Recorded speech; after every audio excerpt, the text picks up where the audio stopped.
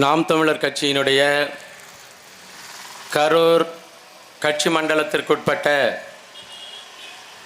கரூர் சட்டமன்ற தொகுதியில் நடந்து கொண்டிருக்கின்ற ஏன் வேண்டும் நாம் தமிழர் கட்சி ஆட்சி என்பதன் அடிப்படையில் ஒரு சிறப்பான கூட்டத்தை ஒருங்கிணைத்து நடத்தி கொண்டிருக்கின்ற கரூர் கட்சி மண்டலத்துக்குட்பட்ட மாநில மண்டல மற்றும் பாசறை பொறுப்பாளர்கள் அனைவருக்கும் எனது புரட்சி வாழ்த்துக்கள். அதேபோல இந்த தொகுதியில் வேட்பாளராக இருக்கின்ற எங்களினுடைய நேசத்திற்குரிய மருத்துவர் அண்ணன் சீமான் அவர்களினுடைய அன்புக்கரம் எங்கள் ஐயா மருத்துவர் ரே கருப்பையா அவர்களுக்கு புரட்சி வாழ்த்துக்கள். பக்கத்து தொகுதியாக இருக்கின்ற பரமத்தினுடைய மருத்துவ வேட்பாளராக அறிவிக்கப்பட்டிருக்கிற தம்பி அரவிந்த் அவர்களுக்கும், கள்ளக்குறிச்சியினுடைய சட்டமன்ற தொகுதியினுடைய நாம் தமிழர் கட்சி வேட்பாளராக அறிவிக்கப்பட்டிருக்கின்ற அன்பு சகோதரர் மருத்துவர் நரேன் அவர்களுக்கும், குளித்தலை சட்டமன்ற தொகுதியினுடைய வேட்பாளராக அறிவிக்கப்பட்டிருக்கிற அன்பு சகோதரன் நன்மாறன் அவர்களுக்கும் புரட்சி வாழ்த்துக்கள். அதேபோல எனக்கு முன் பேசிய நாம் தமிழர் கட்சியினுடைய பேச்சாளர்கள் எனக்கு பின்னே குறிப்பாக வேலுச்சாமிபுரத்தில் கூட்டம் போட்டால் நாங்கள் தான் பேசுவோம் என்று மிக விருப்பமாக வந்திருக்கின்ற என் உயிர் தம்பி இடும்பவனம் கார்த்திக் அவர்களுக்கும், அணில்களின் ரோஸ்டுக்கு பெயர் பெற்ற அன்பு சகோதரன் சாட்டை துரைமுருகன் அவர்களுக்கும் என்னுடைய புரட்சி வாழ்த்துக்கள். உண்மையில் கரூரில் கூட்டம் நம்ம போய் நம்மளால் முடிஞ்சதை பேசிட்டு வருவோம். அதுவும் எந்த இடம் என்றால் கரூர் சம்பவம் நடந்த அதே இடம் என்று தம்பி இடும்பவனம் கார்த்திக் அவர்கள் சொல்லும் பொழுது பேசும்போது அழுகை வராது. இந்த இடத்தில் நடந்த துயர சம்பவத்தை அழாமல் பேச முடியாது, என்ன செய்வது என்ற ஒரு பெரிய வினா நம்மோடு இருந்தது. கரூர் என்று சொன்னவுடன் இந்த கரூருக்கு பல அடையாளங்கள் இருந்திருக்கின்றது. கிமு 3ஆம் நூற்றாண்டில் சோழ மன்னன் இளஞ்சேட் சென்னிக்கும் வேளிர் குலத்தைச் சேர்ந்த ஒரு அரசிக்கும் கரிகாலன் என்கின்ற ஒரு மன்னன் பிறக்கின்றான், குழந்தையா பிறக்கிறான். பிறந்த காலகட்டத்தில் கரிகாலனுடைய தந்தையாய் இறந்து போயிடுறாரு, இளஞ்சேட் சென்னி இறந்து போயிடுறாரு. இளம் வயதிலேயே அரசியல் சூழ்ச்சி காரணமாக சிறை வைக்கப்படுகிறான் கரிகாலன். கரிகாலன் சிறை வைக்கப்பட்ட பிறகு வேளிர் குலத்தின் தாய்வழி சமூகமாக இருக்கின்ற கரிகாலனுக்கு ஆட்சி அதிகாரம் போய்விடக் கூடாது என்று சிறைச்சாலையிலேயே அவனை தீ வைத்து கொளுத்த பார்க்கிறார்கள். எப்படியோ தப்பித்து உறையூர் என்கின்ற திருச்சி உறையூரிலிருந்து தப்பித்து எங்கேயோ போயிடுறான். அதன் பிறகு சோழ அரசியல் சூழ்ச்சி போயிட்டே இருக்கும் பொழுது மக்களெல்லாம் ஒரு விழிப்புணர்ச்சி அடைகிறாங்க. விழிப்புணர்ச்சி அடைஞ்ச பிறகு எங்கு கரிகாலன் இருக்கிறான் என்று எப்படி கண்டுபிடிப்பது, எப்படி அவனுக்கு மாலை அணிவித்து அரசனாக்குவது என்ற ஒரே குழப்பம். அந்த நிலையில் அந்த கோயிலினுடைய குருமார் சொல்கிறார், நமது கோயிலினுடைய யானையிடம் ஒரு மாலையை கொடுத்து விடுங்கள், கரிகாலன் எங்கு இருக்கிறான் என்பது யானைக்கு தெரியும், யானை யார் மேலே மாலையை போட்டு அறிவிக்கிறதோ அவன்தான் கரிகாலன் என்று கோயில் குருமார் சொல்றாரு. உறையூரில் ஓட்டம் பிடித்த யானை கரிகாலனை தேடி கரூர் தான் வந்தது. கரூரில் சிறுவனாக இருந்த இளவயது பரிவர்த்தனாக இருந்த கரிகாலனுக்கு மாலை அணிவித்து கரிகாலால் பெருவளத்தான் என்று மன்னனாக்கியது. மறைந்து போன சோழ ராஜ்யத்தை மீட்டு காவிரி புகும் பட்டினம் என்ற ஒரு பெரும் நகரத்தை உருவாக்கிய மன்னனை கண்டுபிடித்து கொடுத்த இடம் என்னவென்றால் அது கரூர். கிமு 3ஆம் நூற்றாண்டில் இவ்வளவு பெரிய பெருமை இருக்கிறது இந்த கரூருக்கு. அதன் பிறகு 13ஆம் நூற்றாண்டில் உலகத்தினுடைய பெரிய 7 அதிசயங்களில் சொல்லப்படாத 8வது அதிசயமாக கருதப்படுகின்ற தஞ்சை பெருவுடையார் கோயில், தன்னிழல் தகமைய உள்ள தரணி போற்றும் பெருவுடையார் கோயில் என்ற சிறப்புமிக்க கட்டிடம். அந்த கட்டிடத்தை வடிவமைத்தது யார் என்ற கேள்வி எழுமானால் கரூர் சித்தர் என்ற பெருமை மிகு சித்தர் ஒருத்தர். இன்றைக்கும் கரூர் சன்னதி வந்து நம்ம கரூர் பசுபதீஸ்வரர் கோயிலுக்குள்ளேயே கரூரார் சன்னதி இருக்குது. தஞ்சை பெருவுடையார் கோயிலுக்குள்ளேயும் ஒரு சின்ன மண்டபமாக கரூரார் சன்னதி வச்சுருக்கிறாங்க.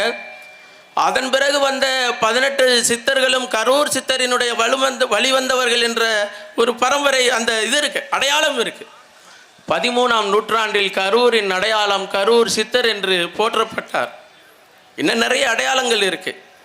முதலாம் இந்திய எதிர்ப்பு போர் என்ற ஒரு போர் உருவாகும் பொழுது ராஜாஜி அவர்கள் இந்தியை கட்டாய மொழியாக்க வேண்டும் என்று துடித்த பொழுது, முதலாம் இந்திய எதிர்ப்பு போர் நான் வெற்றி பெற்றால் அனைத்து பள்ளிகளிலும் கட்டாயமாக்கப்படும் என்று ராஜாஜி அவர்கள் அறிவித்த போது, இதே கரூரில் ஆண்டி மடத்தில் சிவனடியாராக இருந்த ஒருவர் எழுகிறார். சிவனடியார் வந்து பற்றற்று துறவு கொண்ட ஒருத்தர். அவரை எழுச்சி கொள்ள வைத்தது இந்த கரூர் மண். அவர்தான் முதலாம் இந்திய எதிர்ப்பு போரை தொடங்கிய ஈழத்து சிவானந்த அடிகளார். அவர் கரூர் ஆண்டி மடத்திலிருந்து புறப்பட்டவர். அப்போ இந்திய எதிர்ப்பு போரிலும் கரூருக்கென்று தனித்த அடையாளங்கள் இருக்கு. இப்படியெல்லாம் நம்ம அரசியல் கரூரினுடைய பாரம்பரிய அரசியல் வந்து கொண்டே இருக்கும் பொழுது செந்தில் பாலாஜின்னு ஒரு கேரக்டர் வருது. நான் இங்கே வர்ற வழியெல்லாம் பார்த்தேன். எல்லா கட்சி பேரை எழுதுவாங்க. கட்சி பேரை எழுதிட்டு ஒவ்வொரு பெரிய பொறுப்பாளர்களை பேரை எழுதுவாங்க. ஆனால் செந்தில் பாலாஜி எழுதியிருக்கிற இடத்துல மட்டும் செந்தில் பாலாஜி படத்தை மட்டும் போட்டிருக்கிறாங்க. எந்த பேரையும் எழுதலடா அப்படின்னு கேட்டால், ஆமாங்க, அவர் எந்த கட்சின்னு யாருக்குமே தெரியாது. குறிப்பாக நாம் தமிழர் கட்சியை தவிர செந்தில் பாலாஜி இல்லாத கட்சி ஒரு கட்சியே கிடையாது. அதே போல் நாங்கள் பெயிண்ட் அடித்து செலவு பண்ணி எழுதி வச்சுருவோம். எழுதி வச்சுட்டு வீட்டுக்கு போகிறதுக்குள்ளே இன்னொரு கட்சியில் சேர்ந்துட்டாருன்னா அது பெயிண்ட் செலவு போயிருமே அப்படிங்கிறதுனால அப்படி ஒரு பெருமை. செந்தில் பாலாஜி வந்த பிறகு இந்த கரூருக்கு 10 ரூபா பாலாஜி என்ற பெருமை. இந்த பெருமைகள்லாம் அடைக்காத்துட்டு வந்த இதே மண்ணில் அரசியலில் அதிகாரத்தை பிடிக்க வேண்டும் என்ற வெறி பிடித்த வேட்டை நாய் போல அரசியலுக்கு என்ற எந்தவித தன்மானமும் சரி, தன்னுடைய தார்மீக தயாரிப்பும் சரி, அரசியலுக்கென்று எந்த கொள்கை கோட்பாடுகளும் மற்ற ஒரு தற்கொலை தன்னுடைய திரைப்பட புகழ் வெளிச்சத்தை மட்டுமே நம்பி இந்த ஊருக்கும் வந்தது. ஒரு ஊருக்கா போணுச்சு, இந்த ஊருக்கும் வந்தது. செப்டம்பர் மாதம் 27ஆம் தேதி இதே போன்றதொரு பொழுதில் இதே இடத்தில் 41 பேரின் மரணத்திற்கு காரணமாக இருந்த இந்த தற்கொலையை பார்க்க வந்து உலக வரலாற்றில் கரூர் தன் கடந்த கால பெருமைக்கெல்லாம் அழுக்கை தேடிக்கொண்டது. அப்படிதான் நான் சொல்லுவேன். ஒரு நடிகனை பார்க்க வந்திருக்கிறோம், ஒரு கட்சியினுடைய தலைவனாக பார்க்க வந்திருக்கிறோம். வந்த இடத்தில் இதுபோல் ஆகிவிட்டது. இந்த மக்கள் இப்படி நம் கண்முன்னே கொல்லப்பட்டு கொலை செய்யப்பட்டு இருக்கிறார்களே என்பதை கூட பார்த்தும் பார்க்காமல் 10 ரூபா பாட்டை பாட மறந்துட்டேன்னு கீழே போன ஒரு அயோக்கிய நாய் மறுபடியும் வந்து 10 ரூபா பாலாஜி என்று பாட்டை பாடி 10க்கும் மேற்பட்ட பல கொண்டிருக்கிறான் என்றால் அந்த வரலாற்றை, அந்த துயர வரலாற்றை எழுதியது இந்த இடம். அப்போ ஒரு வரலாறு எங்கு தன்னுடைய துயரத்தை எழுதியதோ அந்த இடத்தில் தான் அதை சரி செய்ய வேண்டும். அதனால தான் கரூருக்கு முதல்ல வேலுச்சாமிபுரத்தில் நாம் தமிழர் கட்சியுடைய கூட்டம் போடுங்க அப்படிங்கிறத சொல்கிறோம். நாம் என்ன சொல்கிறோம்? அந்த தற்கொலை வந்து நம்மளை வென்றுவிடும், விஜய் அவர்கள் நாளைக்கு முதலமைச்சர் ஆகிவிடுவார், இதெல்லாம் எங்களுடைய கவலை இல்லை. ஒரு காலத்தில் சோழ பேரரசை நிர்மாணிப்பதற்காக கரிகாலனுக்கு மாலை போட்ட இந்த பூமியில் 41 பேர் சடலங்களுக்கு மாலை போட வைத்தது எந்த அரசியல் நிலை? நம்மளுடைய எந்த அரசியல் புரிதல் நம்ம இந்த இடத்திற்கு இட்டு சென்றது? இதை மறுபரிசீலனை செய்யணும்.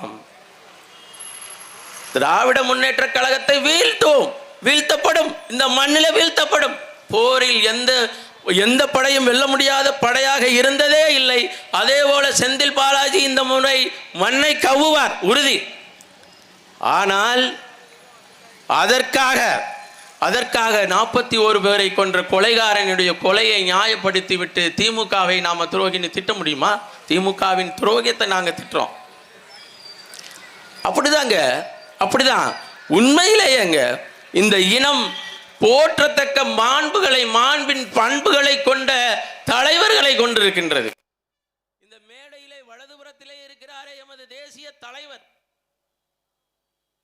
இந்த மண்ணின் மக்களினுடைய விடுதலைக்காக, ஈழ நிலத்தினுடைய விடுதலைக்காக 40 ஆண்டு காலம் களத்திலே நின்று 30 ஆண்டு காலம் வீர சமர் புரிந்து தன்னுடைய மொத்த குடும்பத்தையும் களத்திலே பலி கொடுத்து நின்ற ஒரு பெருமகனை தலைவராக கொண்டிருக்கின்ற ஒரு கட்சியை போய் ஒண்ணுமே தெரியாத தெருதல பயலோட ஒப்பிட்டு கொண்டு அவர் வந்துருவாரா, இவர் செஞ்சிருவாரா, அது செஞ்சிருவாரா? உங்களுக்கு நான் என்ன கேட்குறேன், நீங்க நாம் தமிழர் கட்சிக்கு ஓட்டு கூட போட வேண்டாங்க. நாங்க சொல்றதுல ஏதாச்சும் தவறு இருக்குன்னு சொல்லுங்க. விஜய் அவர்கள் கொள்கை கோவலற்ற கோமாளி என்று சொல்றோம், தற்குறி என்று சொல்றோம். இல்லைங்க, அவருக்கு நீங்க சொல்லுகின்ற விவசாயத்தினுடைய கொள்கையில சீமானண்ணனை தாண்டிய தற்சார்பு கொள்கையினுடைய புரிதல் இருக்கு, சொல்லுங்க. நாம் தமிழர் கட்சி பாசிச பாஜகவை, ஆரியத்தை இந்த மண்ணில் மிக மூர்க்கமாக எதிர்க்கிறது என்று நாங்க சொல்றோம். இல்லைங்க, இந்த தற்குறி இந்தந்த இடத்துல இது மாதிரி எல்லாம் எதிர்த்திருக்கிறானுங்க, இப்படியெல்லாம் சண்டை போட்டிருக்கிறானுங்க. ஆரிய வர்ணாசிரமவாதிகள் இந்த மண்ணில் கொண்டு வந்து ஆரிய வர்ணாசிரமத்தை கட்டமைக்க பொழுது இந்த தளபதி தற்குறி இதையெல்லாம் செஞ்சிருக்கிறானுங்க அப்படி என்று ஏதாவது வாதிடுங்கள்.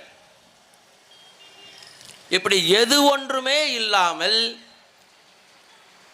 வெறும் 10 ஆண்டுகள் தான் திரை கவர்ச்சி தான் இந்த மண்ணில் அரசியல் கட்சியை தொடங்குவதற்கும் அரசியல் கட்சியை வழிநடத்துவதற்கும் தகுதியானது என்றால் கவுண்டமணிக்கெல்லாம் சூப்பர் சீனியர். கவுண்டமணி வந்து சூப்பர் சீனியர். ஒரு அரசியல் கட்சியை தொடங்கி வழி நடத்துவதற்கு நகைச்சுவை மன்னன் கவுண்டமணி வந்து சூப்பர் சீனியர்.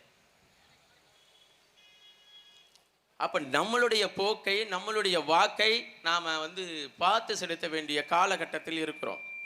ஐயா சொன்னாங்க, ஐயா மருத்துவர் தனிப்பட்ட முறையில் எனக்கு நல்ல நண்பர்.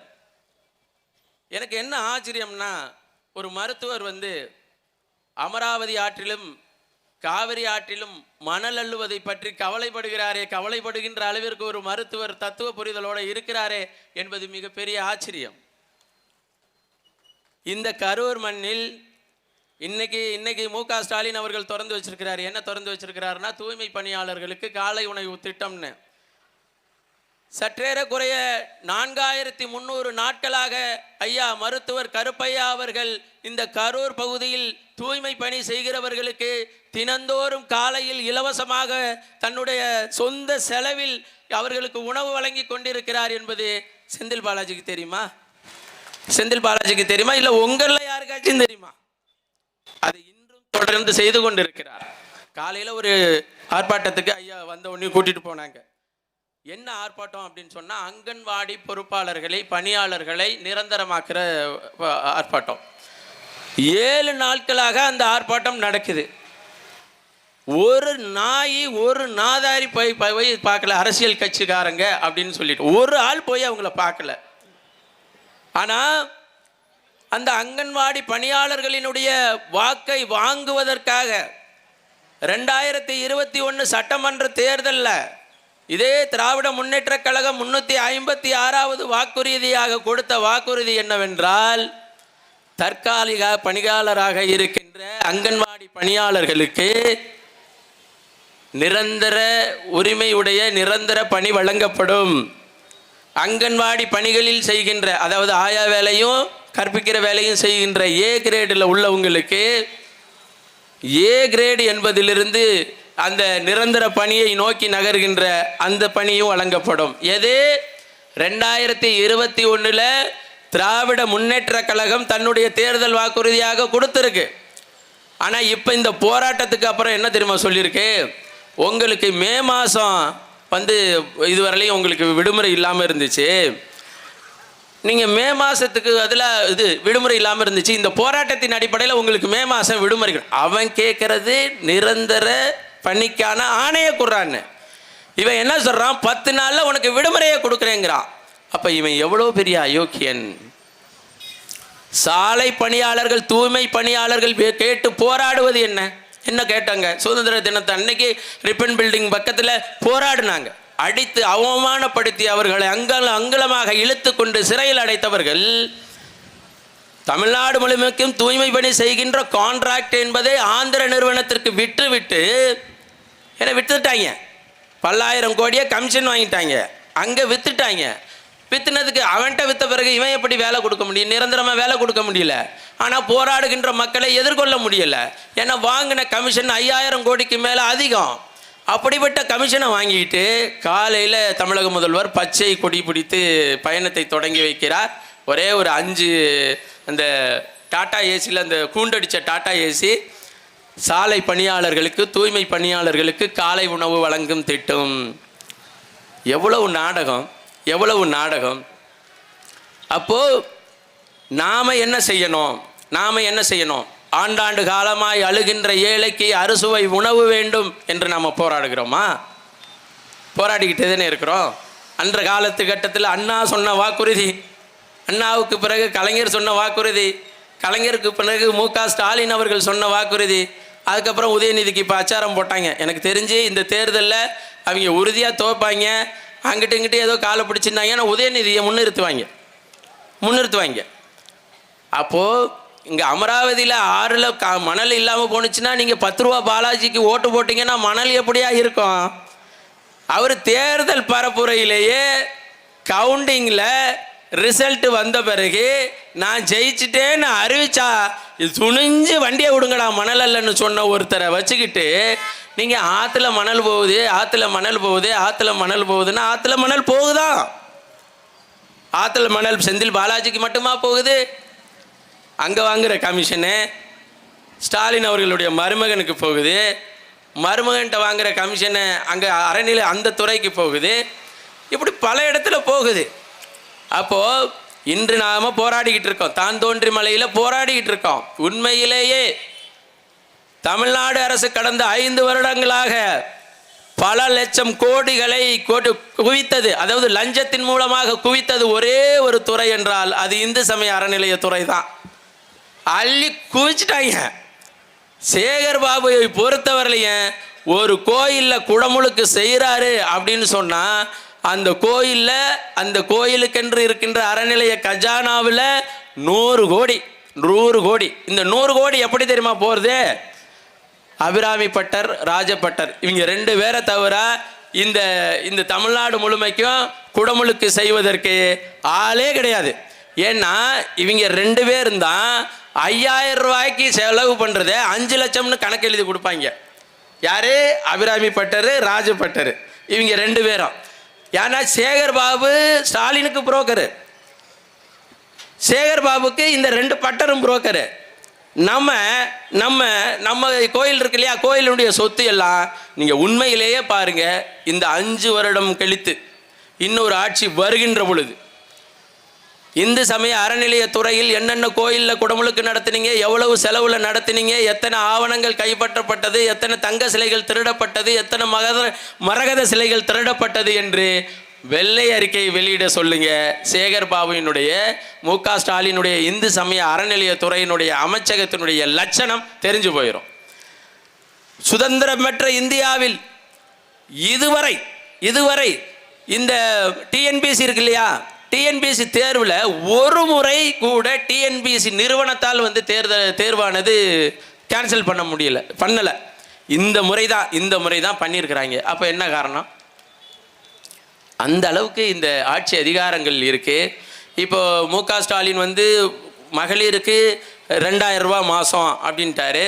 சரி, நீ என்னடா அவன் ஒரு கண்ணை திருடுற, நான் 2 கண்ணையும் குத்துறேன் பாருன்னு இப்போ எடப்பாடி பழனிசாமி 3000 இருக்கிறாரு. இப்போ இந்த 2000 3000 நீங்கள் கணக்கு பண்ணி பாருங்களையே. 12 மாதம் 2.5 கோடி ரேஷன் அட்டை, 12 மாதம் எத்தனை லட்சம் கோடி வருதுன்னு பாருங்கள். 12 மாதம் 5 வருஷம் எத்தனை லட்சம் கோடி வருகிறது? அத்தனை லட்சம் கோடியையும் நாம் சரியான முறையில் நிர்வகித்தால் ஒவ்வொரு சட்டமன்ற தொகுதிக்கும் இன்டர்நேஷ்னல் ஸ்டாண்டர்ட் என்று சொல்லப்படக்கூடிய அதிநவீன அந்த உபகரணங்களோடு கூடிய ஒரு மருத்துவமனையை நிறுவ முடியும். இன்டர்நேஷ்னல் ஸ்கூல் என்று சொல்லக்கூடிய நவீன வசதிகளோடு கூடிய ஒரு பள்ளியை நம்மளால் நிறுவ முடியும். தொழில் வளர்ச்சி, அப்படி நிறைய இருக்குது. அப்போ எந்த இடத்துல நாம் நிற்கிறோம், நாம் செய்கிற வாக்கு தான் நம்மை போராட வைக்கிறதா, நம்மை அள வைக்கிறதா, நம்மை என்ன வைக்குது அப்படிங்கிறதுக்கான சான்று நாம் செலுத்துகிற வாக்கு. ஒவ்வொரு முறையும் ஐயா கருப்பையா அவர்களினுடைய வாக்கு சதவீதம் உயர்ந்ததாக சொன்னார். ஆனால் உண்மையிலேயே இந்த முறை ஐயா கருப்பையா அவர்கள் சட்டமன்ற தொகுதி உறுப்பினராக ஆக வேண்டும், ஆகுவார். உண்மையிலேயே இந்த மண்ணில் மாவீரர்களினுடைய ஆன்மா அலைந்து கொண்டிருக்கிறது. உண்மையானால் ஒரு திரை கவர்ச்சியின் மீது அவரை பார்த்துவிட்டு வந்து விடலாம் என்ற நோக்கத்தில் வந்து இந்த மண்ணில் இறந்து போன 41 உயிர்களினுடைய ஆன்மா இந்த பக்கத்து தான் சுற்றிக்கிட்டு இருக்கு, இந்த பக்கத்து தான் சுற்றிக்கிட்டு இருக்கு. தாய் இறந்து போனால் தாயின் கருவிலே இருந்த குழந்தையும் இறந்து போனது. இந்த சோகம் நிகழ்ந்தது இந்த பூமியில். இந்த சோகத்தை எல்லாம் நிகழ்த்திவிட்டு தன்னுடைய வீட்டுக்கு, தன்னுடைய பண்ணையார் பங்களாவிற்கு வந்து துக்கம் விசாரித்த இந்த துயரத்தை நீங்கள் சரிகட்ட வேண்டியது இருக்கு. நான் சொன்னேன் இல்லையா, கரூரினுடைய சிறப்புகள், கரிகாலனை மன்னனாக அறிவித்த பூமி, கரூர் சித்தரை உலகிற்கு தந்த பூமி, கரூர் சிவானந்த அடிகளாரை உலகுக்கு தந்த பூமி. இது போன்ற நாசகார செயலில் இறங்கிய இவர்களுக்கும் தக்க பாடத்தை புகட்ட வேண்டும். ஒன்னே ஒன்று மட்டும் நான் சொல்லி முடிச்சுக்கிறேன். நாம் தமிழர் கட்சி என்பது இவர்களைப் போல பங்கு பிரச்சனையிலையோ, பாக பிரச்சனையிலையோ, நடிகர் பிரச்சனையிலையோ, நடிகை பிரச்சனையிலையோ, பங்காளி பிரச்சனையிலையோ உருவான கட்சி கிடையாது. இனத்தின் பிணத்திலிருந்து உருவான ஒரு கட்சி. ஒரு இடத்தில் பிணத்தை புதைத்தால் புழு முளைக்கும். ஈழத்தில் எங்களுடைய 1.5 லட்சம் மக்களினுடைய பிணத்திலிருந்து உழைத்த புரட்சி இயக்கம் நாம் தமிழர் கட்சி. உலகத்தினுடைய 23 நாடுகள் சேர்ந்து அழித்தொழிக்கப்பட்ட இனப்படுகொலையினுடைய சாட்சியமாக, அதனுடைய அரசியல் நீட்சியாக உருவானது நாம் தமிழர் கட்சி. கடந்த 15 வருடமாக எந்த இடத்தில் அண்ணன் மதுரையில் எந்த கொள்கையை, கோட்பாடை முன்னிறுத்தி இந்த கட்சியை வழிநடத்தினாரோ 16 வருடமாக அந்த தடத்திலிருந்து தடம் பெறலாமல் பயணித்து கொண்டிருக்கிறது நாம் தமிழர் கட்சி. இந்த மண்ணின் மக்களினுடைய எல்லா போராட்டங்களிலும், எல்லா ஆர்ப்பாட்டங்களிலும், எல்லா துன்பங்களிலும், எல்லா துயரங்களிலும் உங்களோடு நின்றிருக்கின்றது. இப்பையும் சொல்கிறோம், எங்களுக்கு வாக்கு செலுத்துங்கன்னு சொல்லலை. எங்களை விட ஒரு தகுதியான வேட்பாளரை நீங்கள் கண்டுபிடித்தால் நீங்கள் அவர்களுக்கு வாக்கு செலுத்துங்க. யார்? 10 ரூபா பாலாஜியும் இன்னொரு கட்சியில், அது எந்த கட்சி நிற்க போகுதுன்னு அந்த கட்சிக்கும் தெரியாது, அந்த கூட்டணி கட்சிக்கும் தெரியாது. உலகத்திலேயே தன்னுடைய கூட்டணி கட்சி இதுக்கு தலையில் யார் பேர் வைக்கிறது, ஏடிஎம்கே கூட்டணியா அல்லது என்டிஏ கூட்டணியான்னு போடுறதுல அவங்களுக்கே குழப்பம். என்டிஏ கூட்டணின்னு போடாட்டினா அவன் திட்டுறான், ஏடிஎம்கே கூட்டணின்னு போடாட்டினா இவன் திட்டுறான். இவ்வளவு குழப்பமான சூழலில் தான் நாம் தமிழர் கட்சி துணிச்சலாக கிட்டத்தட்ட 4 மாதத்திற்கு முன்னாடியே இந்த மண்ணுக்கான வேட்பாளரை அறிவித்து இன்று முதல் கூட்டத்தை பதிவு செய்திருக்கின்றது. செய்த பாவங்களுக்கெல்லாம் நான் தான் பாவம் செஞ்சோம், நான் தான் இந்த இடத்துல ஒரு துரோக சம்பவத்தை நிகழ்த்துவதற்கான காரணிகளை உருவாக்கி தந்தோம். அவர் நம்மை பார்த்து அவர் இந்த வேலையை செய்த பிறகும் அவரை கண்டித்து கண்டன ஆர்ப்பாட்டம். நான் என்ன நினைச்சேன்னா, விஜய் அவர்களை கண்டித்து வேற எந்த கட்சியும் போட வேண்டியதில்லைங்க, கரூர் மக்கள் ஒன்று திறந்து கண்டன ஆர்ப்பாட்டம் போட்டிருக்கணும்னு நான் நினைச்சேன். ஏயா எங்கள் ஊருக்கு எங்கள் மக்களை கொலை செஞ்சுட்டு ஒரு கண்டன அறிக்கை கூட கொடுக்காம ஓடிட்டு நீ பனையூருக்கு வர சொல்லி பார்த்தியே, இதை கண்டிக்கிறோம், இது எங்கள் ஊரோட தன்மான பிரச்சனைன்னு கரூர் மக்கள் ஒரு கண்டன ஆர்ப்பாட்டத்தை போட்டிருக்கணும்னு நினச்சேன். அந்த கண்டன ஆர்ப்பாட்டத்தை இந்த நாம் தமிழர் கட்சியினுடைய வேட்பாளரை அங்கீகரித்து சட்டமன்ற உறுப்பினராக மாற்றுவதன் மூலம் நீங்கள் பதிவு செய்யுங்கள் என்று சொல்லி தந்த வாய்ப்புக்கு நன்றி கூறி முடிக்கிறேன். நன்றி, வணக்கம். நாம் தமிழர்.